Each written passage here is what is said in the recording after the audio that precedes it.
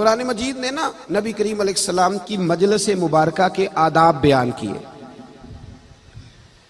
صحابہ کرام علیہم رضوان حضور سید عالم صلی اللہ علیہ وسلم کی گفتگو سنا کرتے تھے، تو جب کوئی بات سمجھ میں نہ آتی تو عرض کرتے رائنا یا رسول اللہ، حضور رعایت کر دیں، ذرا دوبارہ بتا دیں. یہودیوں کی زبان میں اس لفظ کو ذرا کھینچ کے پڑھا جاتا تھا تو اس کا معاذ اللہ معنی بنتا تھا اے ہمارے چرواہے. اگرچہ صحابہ کی نیت نہیں تھی، لیکن یہودی اس لفظ کے پیچھے چھپ کے نا حضور کی بے ادبی کرتے تھے. اللہ تبارک و تعالیٰ نے نا یہ لفظ کہنے سے ہی صحابہ کو منع کر دیا. توجہ ہے میری بات پر؟ فرمایا یا ایھا الذین آمنوا لا تقولوا رائنا، اے ایمان والو تم نے رائنا کہنا ہی نہیں، یہ لفظ ہی چھوڑ دو. یعنی کوئی بندہ اٹھ کے کہہ سکتا تھا کہ میرا مطلب تو یہ ہے، تو کہا تم مطلب رہنے دو، تم یہ لفظ ہی چھوڑو، تم کہا کرو وقولوا انظرنا. سمجھ نہ آئے تو کو یا رسول اللہ ایک نظر کرم فرما دیجیے، تم نہ یہ جملہ کہنا شروع کر دو. ہمارے زمانے میں یہ ہوتا ہے کہ لوگوں کا نصاب سے بھی رشتہ ہوتا ہے، کتاب سے بھی رشتہ ہوتا ہے، پر استاد سے نہیں ہوتا. توجہ ہے میری بات پر؟ کبھی آپ ایم ایس سی پڑھنے والے بچے سے پوچھیں، یہ بڑی ذمہ داری سے بات کر رہا ہوں، ایم ایس سی والے سے پوچھیں تعلیم کتنی ہے تو کہے گا ایم ایس سی ہے. اس سے پوچھیں کہ آپ کا درجہ کیا ہے تو کہے گا کہ فرسٹ ڈویژن میرا درجہ ہے یا اے پلس میرے مارکس ہیں، وہ ساری باتیں بتائے گا. لیکن کبھی کوئی شخص اس سے یہ نہیں پوچھے گا تیرے استاد کون سے ہیں. ایم ایس سی والے اسٹوڈنٹ سے کبھی کسی نے پوچھا تیرا ٹیچر کون ہے؟ بول کے بتائیے. پڑھتا نہیں ٹیچر کے پاس، وہ پوچھتے کیوں نہیں؟ انجینئر آپ کے سامنے انجینئرنگ کی ڈگری لے کے آیا ہے، اس نے ڈگری رکھی ہے، اور اب تو 6 لاکھ روپیہ نقشہ بنانے کا لیتا ہے انجینئر، صرف نقشے کا. اور بلڈنگ زیادہ مضبوط ہو تو میں نے سنا ہے کروڑ روپیہ صرف نقشہ بنانے والا لیتا ہے، ڈیزائن کر کے دینے کا. اتنا مہنگا بھائی تیرا ریٹ ہے، ڈگری بھی تیری ٹھیک ہے، تجربہ بھی تیرا اچھا ہے. کبھی کسی نے پوچھا تیرا استاد کون ہے؟ بولے پروفیسر صاحب سے کسی نے پوچھا ہو. لیکن کوئی عالم کسی مسجد میں جب بھی خطبہ جمعہ دیتا ہے وہ بھلے بتا دے کہ میں نے تنظیم المدارس کی سارے امتحانات دیے ہیں، دورہ حدیث کیا ہے، پھر بھی لوگ اس سے پوچھتے ہیں آپ کا استاد کون ہے. یہ سمجھو نا اس بات کو. یہ دین روحانیت ایک ایسی چیز ہے کہ صرف نصاب اور کتاب سے کام نہیں چلے گا، آپ کو استاد کا نام بھی بتانا پڑے گا، آپ کو اپنے استاد اور شیخ کا نام بھی، یہ ضروری بات ہے، اس کے بغیر کام نہیں چلے گا.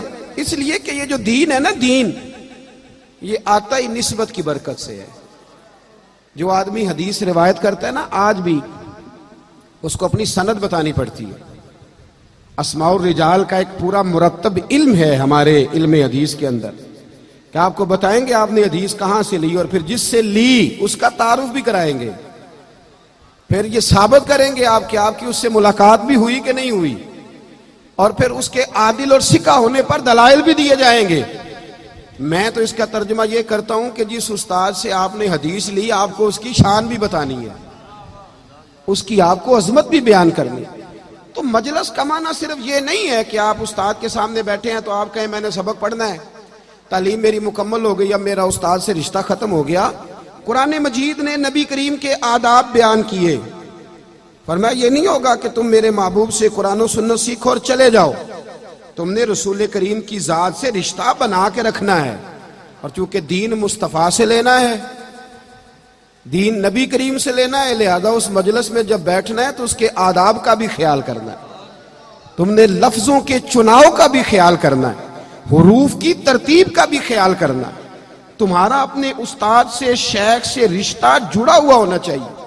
اس لیے کہیں بھی نبی کریم نے صحابہ سے نہیں کہا تھا کہ مجھے کہا کرو فدا کا ابی و امی یا رسول اللہ. کہا تھا کہیں حضور نے؟ بولیے. تو صحابہ نے یہ جملہ کہاں سے لیا، یہ فکرہ انہوں نے کہاں سے لیا؟ اللہ تعالیٰ آپ کو جزائے خیر دے دی. میرا انعام کافی ہو گیا یہاں پہنچنے کا. اب بزرگ بے شک چیزیں اپنے پاس رکھیں اور میری بات سنیں. عزیز دوستو، کہاں سے لیا صحابہ نے یہ لفظ، کہاں سے لیا؟ وہ نا حضور کی محفل کے آداب جان گئے تھے. یعنی جب آپ کسی کو یہ کہتے ہیں نا کہ میرا باپ بھی قربان ہو اور میری ماں بھی قربان ہو, میرا دل بھی قربان ہو اور میری روح بھی آپ پہ, تو جب اتنی چیزیں آپ قربان کرتے ہیں تو پھر بتائیے جب آپ اس سے کوئی فیض لیتے ہیں تو اس فیض کا کمال کیا ہوتا ہے, پھر ان کے جملوں کا اثر کیا ہوتا ہے. جب آپ کا ذات سے رشتہ مضبوط ہوتا ہے تو پھر بات پر عمل کرنا بھی آسان ہوتا ہے. اس لیے شیخ سے, استاد سے ہمارے بزرگوں کے رشتے کبھی ٹوٹا نہیں کرتے تھے. ہم نے دیکھا ہے کہ بزرگ بوڑھے ہو جاتے لیکن عید آتی نا, مجھے بتائیے استاد صاحب سارا سال اپنے گھر سے روٹی نہیں کھاتے کہ شاگرد دے کے آتے ہیں؟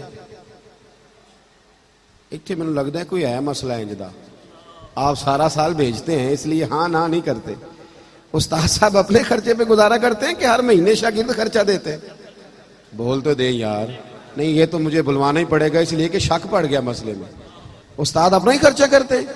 لیکن ہمارے بزرگوں کا طریقہ تھا, وہ کیا تھا کہ سال کے بعد عید آتی نا, بالکل روایتی سا سادہ سا انداز, تو ایک توڑا چاولوں کا پکڑتے, 2-1 کلو چینی لیتے, 200-400 روپیہ لیتے, ایک جوڑا لیتے اور ہر سال عید پہ استاد کے گھر جاتے. کہتے یہ نذرانہ ہے. کیا خیال ہے آپ کا, وہ سارا سال استاد نے وہی چاول کھانے ہیں, 2 کلو چینی پہ گزارا ہونا ہے, ایک جوڑے پہ سارا سال گزرے گا. اللہ بڑا نوازتا ہے دینداروں کو, پر یہ جو رشتہ تھا نا یہ استاد اور شاگرد کا تعلق بیان کرتا تھا. یہ تعلق بناتے تھے, یہ چیزیں قریب کرتی.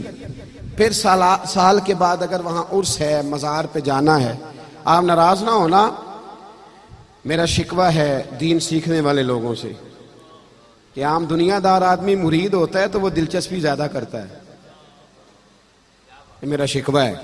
عام دنیا دار آدمی کسی عالم کا شاگرد ہو جائے یا مرید ہو جائے تو اس کی عقیدت مندی کا معیار اور ہوتا ہے, لیکن دیندار کہلانے والے, سندیں لینے والے اور بہت سارے رشتے اپنے بتانے والے, اپنے حلقہ احباب میں بیٹھنے والے, ان کا مزاج اور معیار وہ نہیں ہوتا. یہ ہونا چاہیے. قرآن کریم نے ہمیں یہ نہیں حکم دیا کہ بس ٹھیک ہے حضور سے دین سیکھو اور چلے جاؤ. فرمایا اس رشتے کو مضبوطی کے ساتھ تھام کے رکھو, اس مجلس کے آداب کا خیال کرو, محبوب کریم کی رضا کو پیش نظر رکھو. اور جب حضور نے کہہ دیا کہ یہ عالم میرا جانشین ہے تو پھر اس کا بھی خیال کرو. ہمیں نہ کئی دفعہ ہمارے کان میں کوئی آ کے کہہ دیتا ہے کہ استاد جی کو تو طریقہ ہی نہیں آیا کام کرنے کا, تیری تو شہرت زیادہ ہے, یہ تو لوگ زیادہ جانتے ہیں. تو وہ ایسی پکی بات ہمارے دل میں بیٹھ جاتی ہے کہ پھر اسی پہ پہرا دیتے ہیں ساری زندگی. پھر جناب اسی پہ نا ہم ساری زندگی پیچھے پیچھے ہٹ کے. ایک صاحب سے میں نے ایک دفعہ کہا تو جاتا کیوں نہیں پیر خانے؟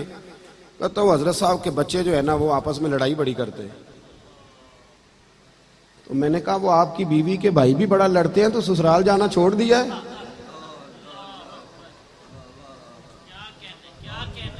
کیا خیال, بیوی کے بھائی لڑتے ہیں آپس میں کہ نہیں؟ ایک دفعہ انکار کرو نا, جرت کرو گھر میں بیٹھنے کی میں نے آج کے بعد نہیں جانا. وہ لڑتے بڑا ہیں, عجیب بہانہ ہے نا. اور وہاں اگر شادی آ جائے نا کسی کی تو کم از کم خرچہ ₹1,00,000 ہوتا ہے, سسرال میں شادی آ جائے, اور یہاں بہانہ کر کے بیٹھ جاتے ابھی میں نہیں جاتا, وہاں تو مسائل بڑے بن گئے.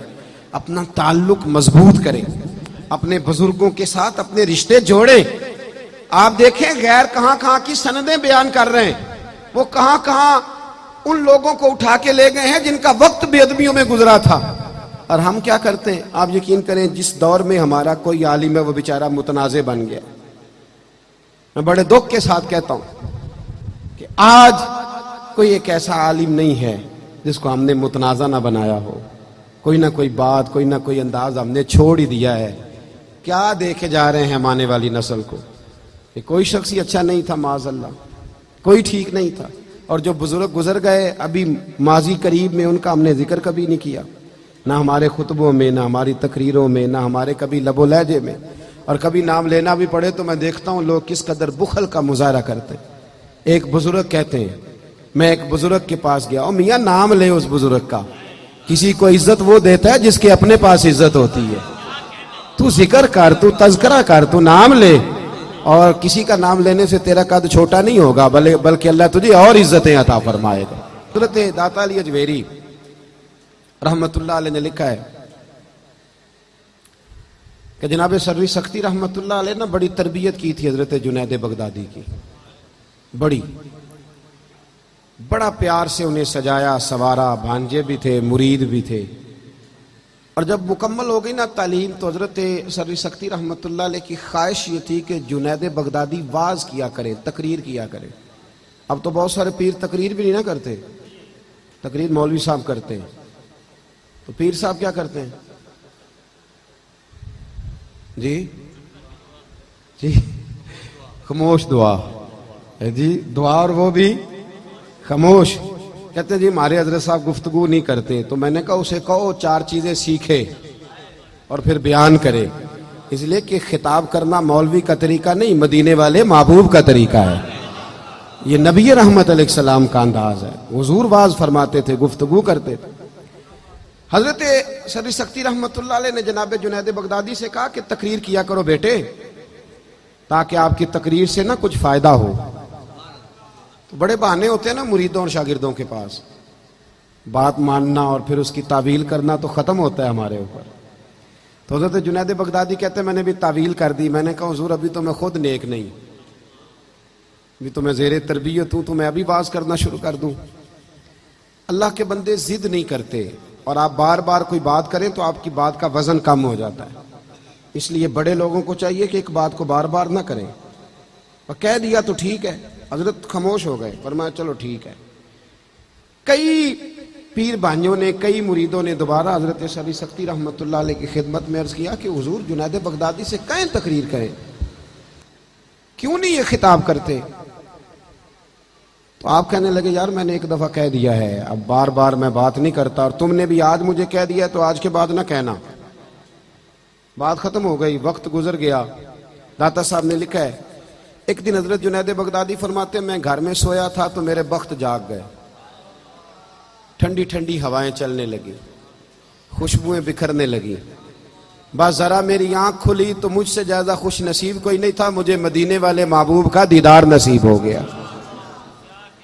اللہ تعالیٰ خواب میری وچ آیا ماہی تے میں او دے گل وچ پا لئیاں باواں تے ڈر دی ماری اکھ بھی نہ کھولاں کتے پھر وچھڑ نہ جاواں۔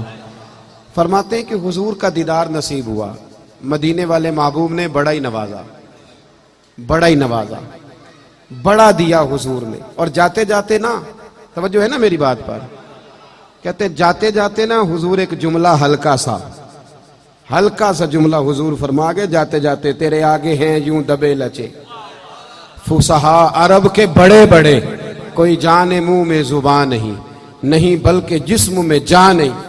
ہلکا سا ایک جملہ حضور فرمانے لگے جنید تقریر کیا کرو یار،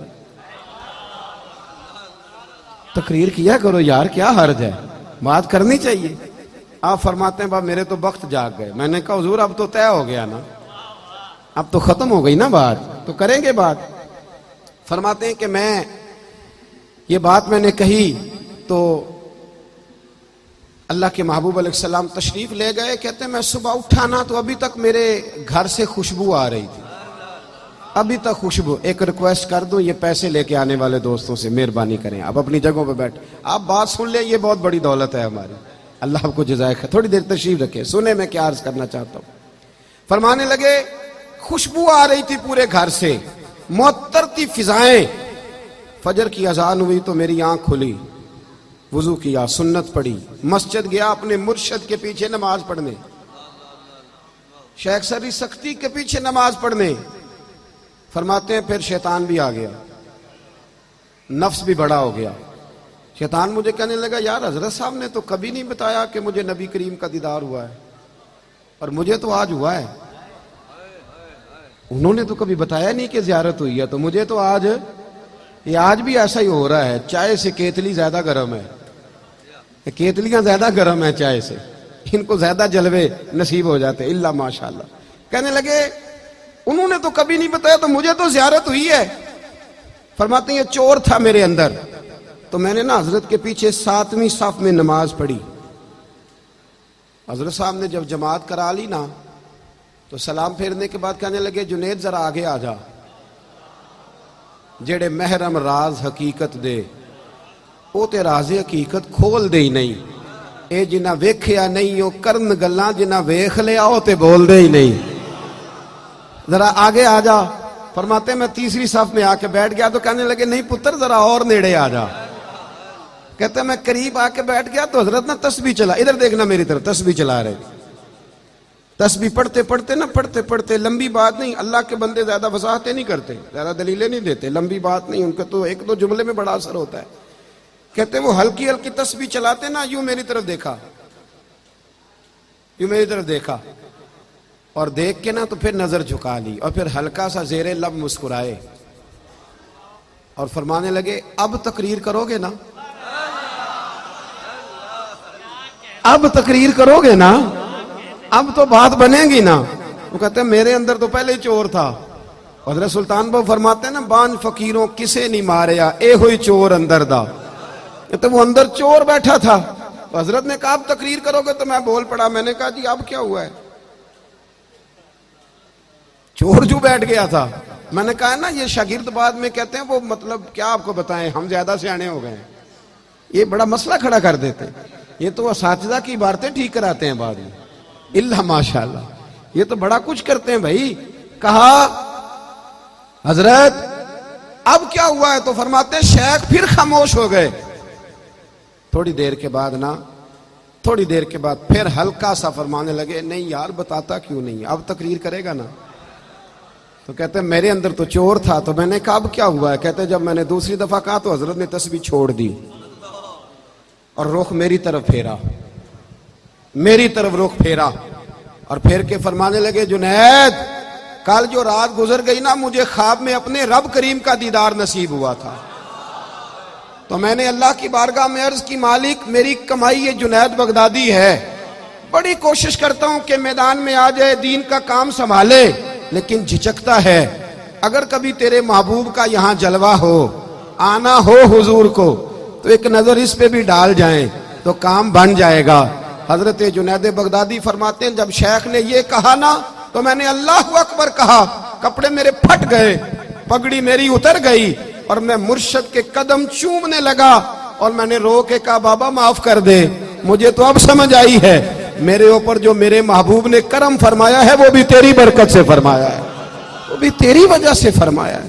ماتے میں تڑپ اٹھا، اور پھر زندگی بھر کبھی مجھے یہ وسوسہ دوبارہ نہیں آیا کہ کبھی ایسا ہو سکتا ہے کہ میں اپنے شیخ سے ایک لمحے کے لیے بھی دائیں بائیں ہو کے زندہ بچ جاؤں، واپس آ جائیں، اپنے بزرگوں سے جڑ جائیں، ان کے رستوں کے مسافر بن جائیں۔ دیکھیں یہ کن رستوں پر ہمیں چلانا چاہتے تھے، وہی راہیں ہمارے لیے ٹھیک ہیں، وہی طریقے ہمارے لیے بہتر ہیں۔ وہ القول البدی میں امام سخاوی نے لکھا ہے نا کہ مولا علی شیر خدا فرماتے ہیں میں روز رات کو نا درود و سلام پڑھ کے سویا کرتا تھا، دل کرتا تھا مجھے حضور کا دیدار نصیب ہو جائے، نبی کریم کی زیارت ہو جائے، روز میں درود شریف پڑھ کے سوتا، روز۔ دور تھا جناب فاروق اعظم کا۔ مولا علی فرماتے ہیں ایک دن میں خواب کیا دیکھتا ہوں کہ اللہ کے رسول نماز پڑھا رہے ہیں، حضور تو خواب میں بھی آئے تو نماز پڑھاتے ہیں، اب ملنگ پتہ نہیں کہاں سے آ گئے ہیں جو بغیر نماز کے ہی پہنچ گئے ہیں۔ کہتے ہیں محبوب نا نماز پڑھا رہے ہیں اور میں حضور کے پیچھے نا نماز پڑھ رہا ہوں، توجہ ہے میری بات پر؟ فرماتے ہیں محبوب کریم نے 2 سورتیں قرآن مجید کی تلاوت فرمائی پر بڑا ہی مزہ آیا۔ فرماتے ہیں حضور نے نماز تکمیل پر نا غلاموں کی طرف رخ انور کیا تو ایک صحابی نا کھجوروں کا ٹوکرا لے کے حاضر ہوئے۔ کہتے ہیں محبوب کریم نا کھجوریں بانٹنے لگے، حضور خواب میں بھی آئیں تو تقسیم ہی فرماتے ہیں، ایسے قاسم ہے کہ خواب میں بھی بانٹ رہے ہیں۔ کہتے ہیں حضور بانٹ رہے ہیں، سب کو کھجوریں ملی، 15-16 صحابہ کے بعد 17واں نمبر میرا بھی لگا۔ کہتے ہیں کھجور ملی، کچھ کھجور کا مزہ، کچھ دست مصطفیٰ کا مزہ، اور پھر بڑے عرصے کے بعد زیارت ہوئی تھی، فرماتے ہیں موج لگ گئی، میرا دل کرتا تھا یہ رات ختم ہی نہ ہو، دل کرتا تھا رات نہ انکار کریں، اج ساکی اج موسم بڑا سہانا، یہ تیرے کول شراب پرانی تے ساڈا درد بھی بڑا پرانا، تے سجنا ہس ہس ٹال نہ سانو اسی پیتے ہو باج نہیں جانا۔ فرمایا آج نہ رنگ تھوڑا نرالا ہی ہو گیا، اور بس دل کر رہا تھا کہ یہ منظر ختم نہ ہو، کہتے ہیں حضور نے نہ کھجور دی، بڑا مزہ، دل میرا بڑا کرتا تھا کہ ایک اور مانگوں، ایک پر ادب مانے تھا، سب کو ایک ایک مل رہی تھی، میں نے بھی سوال نہ کیا۔ فرماتے ہیں کھجور کھا ہی رہا تھا کہ مسجد نبی سے اذان کی آواز آ گئی، آنکھ کھل گئی، میرے اندر سے دعا نکل رہی تھی کاش یہ 5 منٹ لیٹ اذان دیتا، لمبا ہو جاتا کام۔ چلو خیر، اٹھا، وضو کیا۔ مولا علی فرماتے ہیں میں نے نماز بھی سنت بھی پڑھ لی، وضو بھی کر لیا، پر کھجور کا ذائقہ ابھی بھی میرے منہ میں موجود تھا۔ فرماتے ہیں جا کے مسجد کے کونے میں پہلی صف میں بیٹھ گیا، عمر فاروق آئے، ان کا دور تھا، انہوں نے نماز شروع کی۔ فرماتے ہیں جب عمر نے نماز شروع کی نا تو جھٹکا مجھے تب لگا جب حضرت فاروق اعظم نے بھی وہی صورتیں شروع کر دی جو خواب میں نبی کریم نے پڑھی تھی۔ میں نے کہا اتفاق ہے۔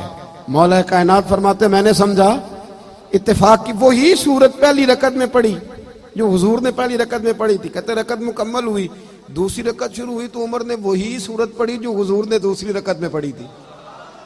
کہتے ہیں جھٹکے پہ جھٹکا مجھے لگنے لگا کہ یہ کیا ہو رہا ہے۔ فرماتے ہیں نماز مکمل ہوئی، سیدنا فاروق اعظم نے رخ انور پھیرا تو کھجوروں کا ٹوکرا بھی آ گیا۔ میں اور پریشان کہ منظر کیا بن رہا ہے۔ کہتے ہیں عمر بانٹنے لگے 16 صحابہ کے بعد 17واں نمبر میرا بھی آیا، عمر نے کھجور دی، مزہ بڑا آیا۔ فرماتے ہیں رات تو مانگ نہیں سکا تھا نا، حضور کا ادب مانے تھا، پر عمر تو اپنا یار تھا نا، عمر سے تو یارانہ چلتا تھا نا، عمر سے تو پیار تھا نا۔ کہتے ہیں میں نے کھجور کھا کے فوراً کہا عمر ذرا ایک اور دینا، ذرا ایک اور کھجور دینا۔ تو کہتے ہیں سیدنا فاروق اعظم نے اٹھائی پھر اس کو صاف کیا، میں سمجھا ملنے لگی ہے، اور جناب عمر نا وہ کھجور، میری نظر کھجور پہ، اور جناب عمر نا وہ کھجور بڑھاتے بڑھاتے دوسرے صحابی کی طرف لے گئے اور مسکرا کے فرمانے لگے علی ایسے تو نہ کر، اگر رات کو نبی پاک سے دوسری لیتا تو میں بھی تجھے دوسری دے دیتا، اگر حضور سے دوسری لیتا تو میں بھی دے دیتا، وہاں تو نے ایک لی ہے تو یہاں ایک پہ ہی رہ۔ تو مولا علی فرماتے ہیں میں بھی رونے لگا، عمر بھی رونے لگے، تو میں نے کہا عمر تو بھی؟ حضرت عمر کہنے لگے وہ رات آئے تھے تو سب کو نواز کے گئے، وہ انہوں نے جلوہ دکھایا ہے تو پھر انہوں نے نا چمک دمک کے ساتھ دکھایا ہے۔ بھائیو اپنے مشائخ کے ساتھ رشتے مضبوط رہیں گے تو فیض کا سلسلہ جاری رہے گا، لیکن کمزوریاں آئیں گی جب رشتے کٹیں گے۔ وہ جس استاد کے سائن ہوتے ہیں نا ہماری سند پر، کبھی اس سے پوچھ بھی لیا کریں اس کی طبیعت کیسی ہے۔ ہاں وہ جو بالکل شروع میں آپ کو میزان الصرف پڑھاتے ہیں نا، نحو میر پڑھاتے ہیں، تو جب آپ کے نام کے ساتھ مفتی کا جملہ لگنے لگے تو کبھی ان سے بھی جا کے پوچھا کریں کہ آپ کس حال میں۔ اور جب آپ 6 مہینے میں 3 سفر کر رہے ہوتے ہیں نا، بیرون ممالک کے، عمرے کے، باقی سارے، تو کبھی دیکھ لیا کریں کہ استاد صاحب نے بھی عمرہ کر لیا ہے، ان کا بھی دل کرتا ہے کہ وہ بھی جائیں، کبھی ان سے بھی پوچھا کریں۔ بڑے قابل رحم ہو جاتے ہیں بعض اوقات یہ لوگ، اور بالخصوص ہمارے حفظ کے اساتذہ، ہمارے ناظرے کے اساتذہ، وہ لوگ بیچارے جن کا کسی اشتہار پہ نام نہیں آتا، جن کا کسی پوسٹر پہ نام نہیں چھپتا، ان کو کوئی نہیں پوچھتا، کسی جلسے میں صدارت، جس حافظ صاحب کو، قاری صاحب کو 40 سال ہو گئے ایک ادارے میں پڑھاتے ہوئے حفظ کی کلاس، ان کا بھی حق بنتا ہے کہ نہیں کہ کوئی ان کی صدارت میں بھی جلسہ ہو جائے، وہ بھی اسی بستی کے مسافر ہیں، کسی اشتہار پہ کوئی کونا ایسا ہے جہاں ان کا بھی نام لکھ دیا جائے، ان سے بھی پیار کر لیا جائے۔ اپنے بزرگوں کے ساتھ وابستگی پیدا کریں، رشتہ پیدا کریں، اور صحابہ نے یہ رشتے ہمیں بنا کے دکھائے۔ حضرت ابو ادریس خولانی رضی اللہ تعالیٰ عنہ فرماتے ہیں کہ حضرت معاذ ابن جبل رضی اللہ تعالیٰ عنہ حضور کے صحابی تھے، دمشق کی جامع مسجد میں حدیث کا درس دینے کے لیے بیٹھتے تھے۔ آپ فرماتے ہیں میں ان سے حدیثیں لیتا تھا تو ایک دن میں نے ان سے جا کے کہہ دیا، میں نے کہا چمکتے دمکتے دانتوں والے حضور کے صحابی، میرا دل کرتا ہے میں آپ کو بتا دوں کہ مجھے آپ سے بڑی محبت ہو گئی ہے، مجھے اپنے شیخ اور استاد سے بڑی۔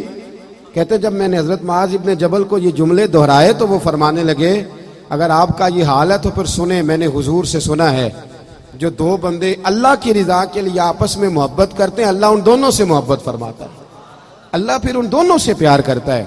میں کچھ تکلیف کا شکار ہوں، آپ میرے پیر دیکھ رہے ہیں، اسی طرح میری کمر پہ بھی تھوڑا مسئلہ ہے، میں زیادہ بیٹھ نہیں سکتا تھا، زیادہ آ نہیں سکتا تھا۔ صاحبزادہ کوکب صاحب نے مجھے 2-3 فون کر دیے مسلسل، تو میں نے یہ محسوس کیا کہ یار اب مطلب کسی بات کو کمزور کر کے بیان کرنا کہ میرے پاس وقت نہیں ہے، میں آ نہیں سکتا، میں کہہ سکتا ہوں، سب کو کہہ سکتا ہوں، ان کو نہیں کہہ سکتا۔